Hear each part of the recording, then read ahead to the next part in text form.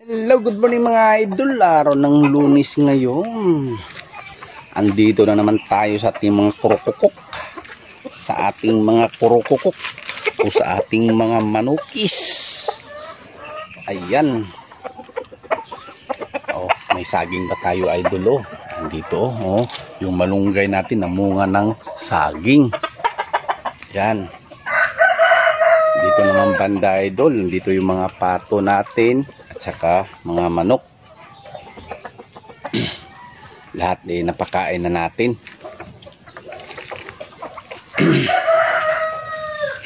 Itong isang manok natin na napilay, oh, sus, pagdesisyonan na talaga to. Mga ngayat to pag di talaga maano, sa habol-habol kasi sa ano, ito kinakana ng isang lalaki, tapos sinabol ng malaking lalaki, tumakbo yung isang lalaki na nakapatong sa kanya, siya ang napuruhan.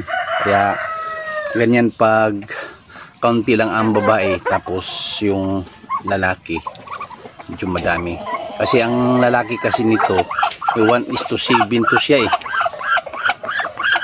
Yung babae isang lalaki, yung babae natin 18 lang, tapos yung lalaki natin 5.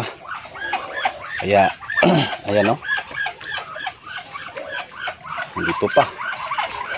Sana yun, dalawa na yun. Oh, ito pa, oh, 3. Saan yung iba dito? 3. 4.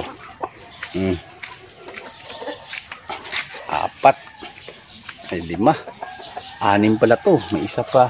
Lah, ito ang nakita, ah. Yun lang. Ito ang paghahanapin ko ngayon. Itong dalawang ito, anak to ng Black yung tatay nito is Black Australorp, tapos yung nanay is Decal Brown. Ayan, ang laki kaya ng lalaking to, huh? Grabing laki nito.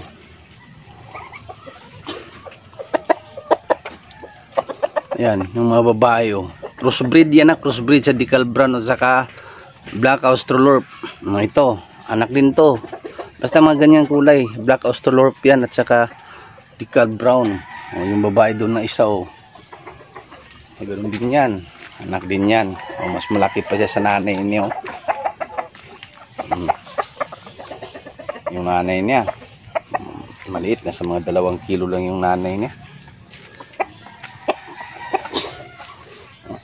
Tingnan mo yung likod niya, oh.